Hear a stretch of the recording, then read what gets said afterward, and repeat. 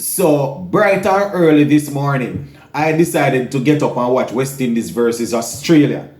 And for the most part of it, I did not regret it, right? Look at my face, still sleepy and all of that. Did not regret it. But I must say that the last over of the game, when West Indies were trying to defend, I think it was something like 6 or so runs. We found a way to drop 2 easy catches in that last over. Can you imagine?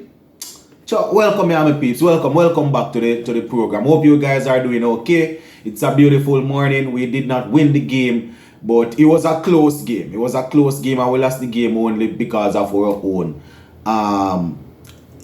poor feeling again.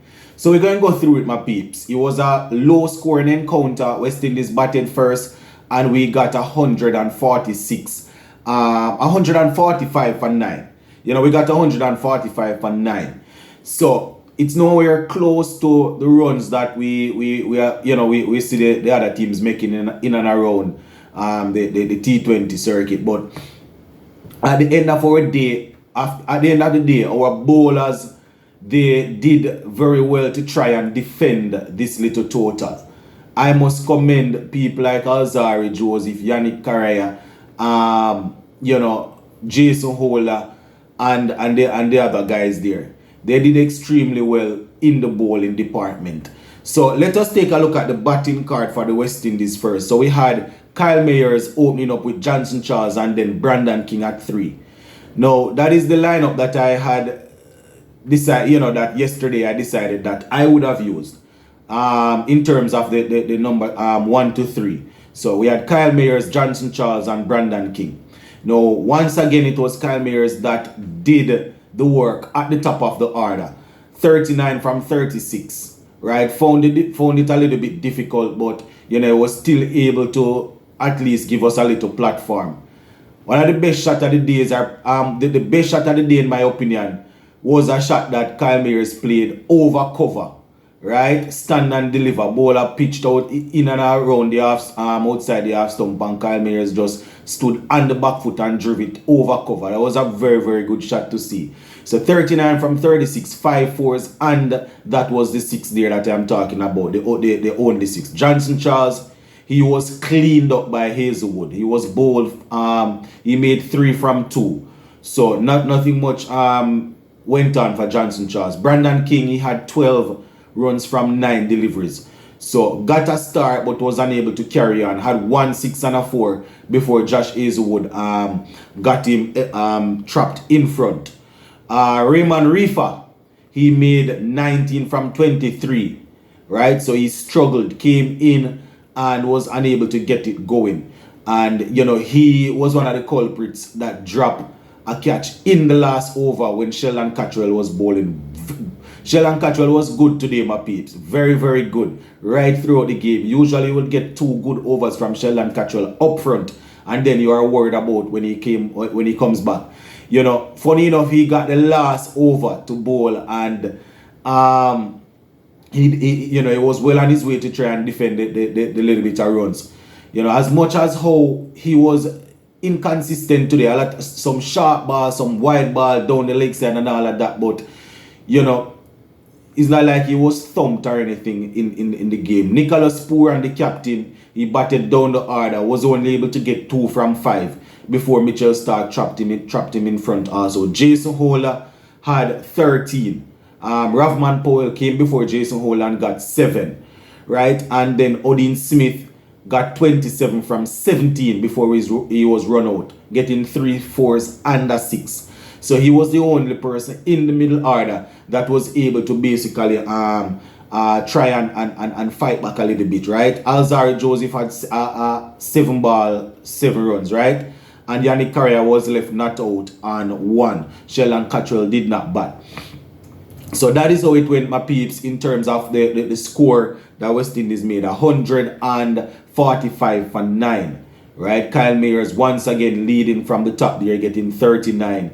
And the next best was Odin Smith with 27. So everybody else, failed to get 20 runs. Right? Everybody else failed to get at least 20 runs. So the entire middle order there with Brandon King, Raymond Reefer, Pooran, and Powell and Hola, you know, they all were not able to do much with the bat. So 145 for 9, right? And in terms of the bowling for Australia, it was Josh Hazelwood once again that, you know, was able to be the pick of the bowlers. I think he's the #1 ranked international T20 bowler now, if I'm not mistaken. He picked up 3 for 35 from his 4 overs. 3 for 35 from 4 overs. And we had Mitchell Starc getting 2 for 40. Right, so Starc getting his usual wickets, but went for some runs in this game here. Now, this is how the partnerships went for West Indies. We had 14 for 1, 48 for 2, 66 for 3. Then we moved to 75 for 4, 88 for 5. And from 88 for 5, we were able to get up to 100, 101 for 6, 106 for 7, 122 for 8, 145 for 9.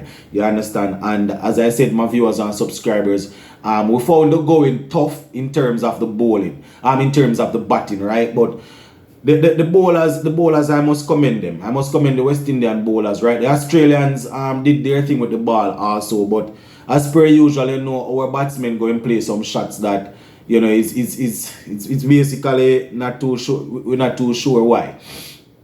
Now, when the Australia went to try and get the score, the West Indies bowlers did pretty well. We took a couple of early wickets. Australia, they were 15 for 1, 21 for 2, 56 for 3, 57 for 4, and 58 for 5. Right, from 58 for 5, they had a partnership. You know, the captain Aaron Finch who came in at, I think it was 4, got an half century to basically push them up 100 and so from 58 for 5 they went to 127 for 6, then to 133 for 7. Then they were able to get that score. Matthew Wade once again being the finisher, you know, from the World Cup coming right down to this moment. Matthew Wade has been playing some finishing role for Australia. So David Warner had 14. Cameron Green, who they gave the opportunity up top, had 14 also. Mitchell Marsh, Cottrell got rid of him for 3. And as I said, you know, Aaron Finch, he was able to get 58 from 53 to steady the innings. Glenn Maxwell came and, you know, he played a very, very poor shot and was removed. You know, Caraya got rid of Glenn Maxwell. Tim David also removed without scoring from Jason Holder. Matthew Wade, he, as I said, finished off nicely, getting 39 from 29. And that is how they were able to get that victory. So getting that score of 100 and passing that score of 145, they got 146 for 7. And they had only 1 delivery to spare, my viewers and subscribers. Now, as I said earlier, the West Indies dropped a couple of catches right in the last over there when Sheldon Cottrell was trying to defend those meager little scores and those that meager score in the final over. And that is how you break down a team, you know, man. That is how you break the confidence and break the work rate of a team. Can you imagine the bowler is putting in so much work to try and defend? What was it? I think it was probably 5 or 6 or something like that. And you had people dropping catches, easy catches. Kyle Mayers and Raymond Reefer put down the catches, right? So Kyle Mayers, he bowled 1 over for 11 runs. Sheldon Cottrell 3.5 over, 49 runs, 2 wickets. As I said earlier, I said earlier I didn't do too badly, but I'm looking at the fact that a couple of catches were put. Well, it was in the back end there anyway, so it was a bit expensive still, but he picked up a couple of wickets, right? We definitely don't want our strike bowler giving away so many runs. Alzarri Joseph was the man that was extremely difficult to get away. Jesus Christ, Alzarri bowled with good pace. And he bowled a good line and a good length. He troubled Finch, he troubled all the batsmen.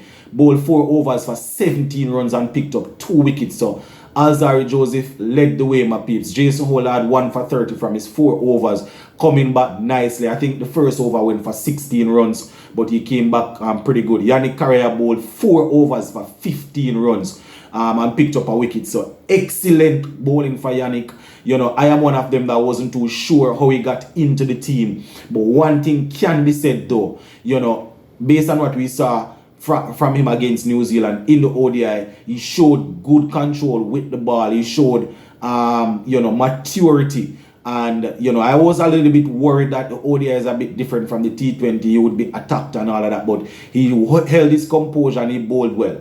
You have to call a spade a spade. The man bowled well. As much as how a lot of us probably were looking that another spinner would have gotten the shot ahead of him, you have to call a spade a spade. The man bowled pretty well in the game. Right? Odin Smith, he bowled 3 overs and gave away only 19 runs, 1 wicket. So not too bad again. So initially I had said that Cottrell, didn't do too badly, but it was a lot of runs. 49 runs was a whole lot. It's just that the way in which he picked up those 2 early wickets and then, could have sealed it in the back end, basically covered for the runs that he gave away. So that is how we ended up losing that game, my peeps. So setting 145, West Indies weren't able to defend it. Australia getting 146 for 7 with 1 delivery to Spears. So Australia winning the game by 3 wickets and 1 ball. So there you have it, my viewers and subscribers. That is how the first T20 went between West Indies and Australia. Going to be keeping an eye out for the second one. Well, good try West Indies, but as per usual, you're not clinical at the international level, you're going to lose games, right? So that is what we lost our morning's sleep for, my peeps. So big up on yourselves, eh?